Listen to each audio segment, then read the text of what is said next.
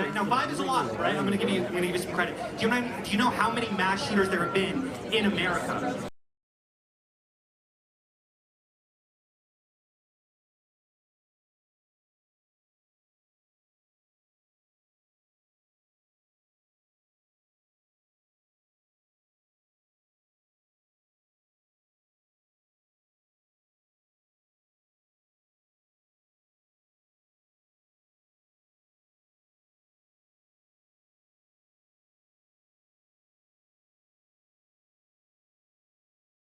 Yes, there is a leaked footage TMZ released. I don't know if you've seen that.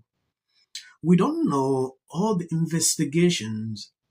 There are many things that we aren't talking about here.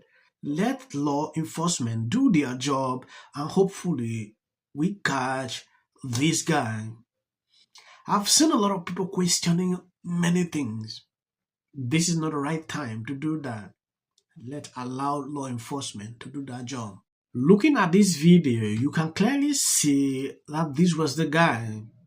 Has obtained a surveillance video of a man dressed in all black. Now, this individual matches the description of the FBI's person of interest, that individual that you saw in that photo. Now, take a close look at this. This individual dressed in that same outfit that we saw in those two pictures is hobbling down a residential street. This was taken at about 11:49 a.m., and he's heading toward the Utah Valley University campus. Now, that campus is just a few blocks away, and we know for a fact that he arrived on that campus at 11:52 a.m., so there's a 3-minute span there. And just 6 minutes after arriving on that campus, the shooting took place.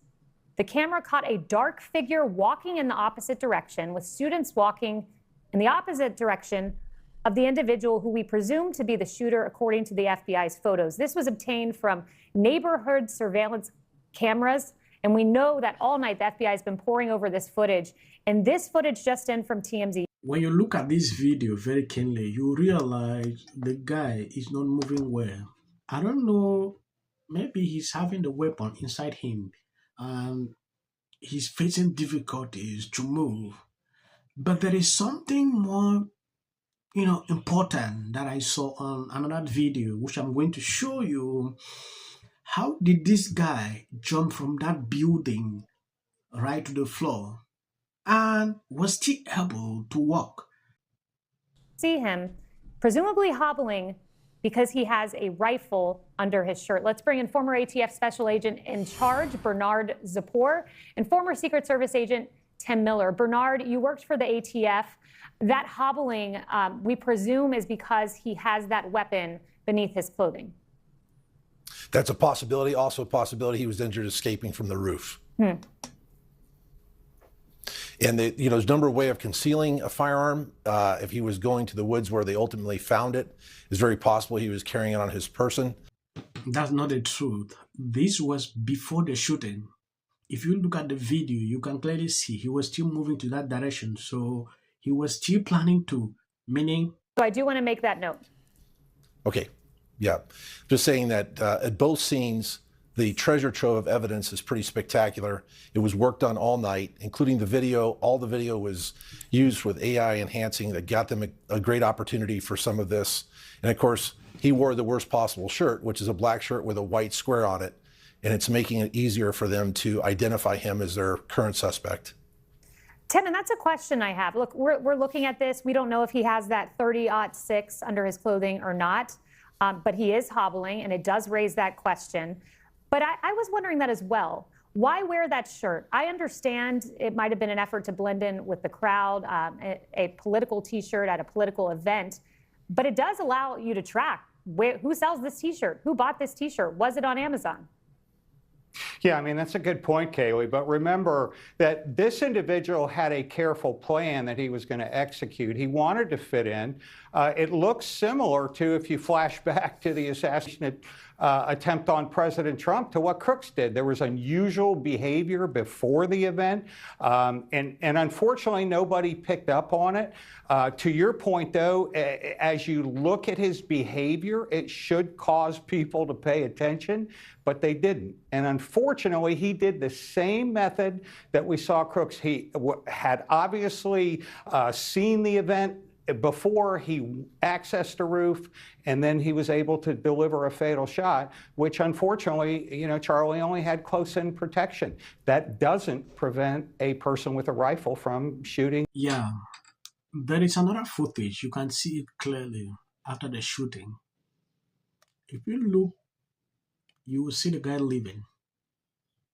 This is what TMZ released. I don't know how come they had this video. But there is another one where the release in order during the press conference. When you look at that video, when the guy jumps down, he was able, to walk away. I believe at that time, imagine him carrying that weapon. How will he be able to move with it or jump like that? Because from all what I know, they said they found the weapon in the bush.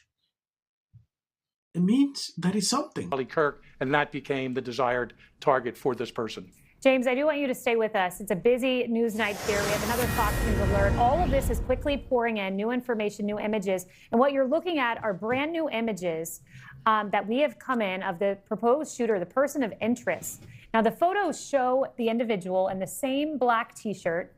He's walking up the staircase, and that's just moments before the shooting. We know that staircase is where we got the initial photos. But these are the clearest photos that we have seen yet. You can see his jawline. You can see with precision more exactly what the shooter looked like.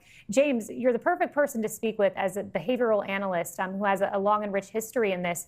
That shot right there that you're looking at, that is the clearest picture we have of the shooter. You can see his facial structure. That's a crystal clear image of the person they are looking for.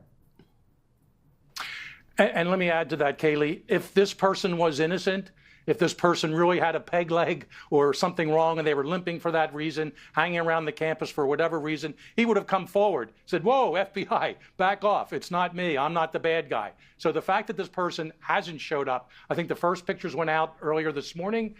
Somehow someone would have reached out for him. I guarantee you mom and dad are already in touch with him. They've probably contacted lawyers already, and they know there's going to be an effect, when this person is eventually identified, and the police and FBI are going to come to. I was told that they have this guy's name.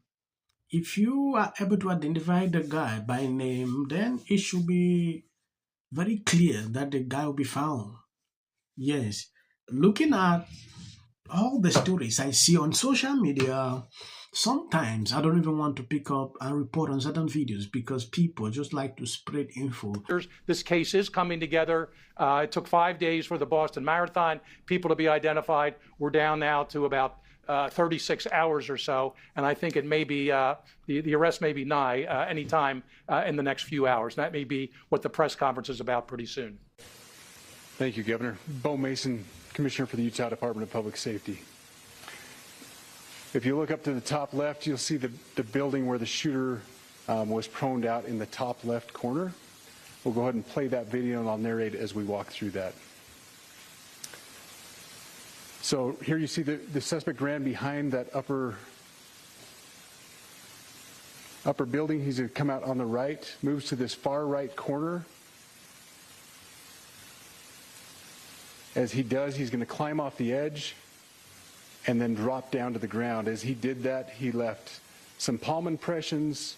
There's some smudges, some places we're looking to collect DNA. There's a shoe imprint where we believe the suspect is clearly identified as wearing Converse tennis shoes. Again, we'll replay that again so you can get another view of that. It's important to note his black T-shirt.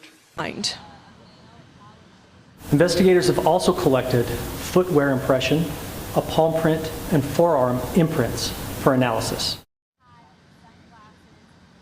The FBI is also asking for anyone with photos or videos to please share those with the agency. And moments ago, the FBI also released a new photo saying this was the day that I decided I'm never voting.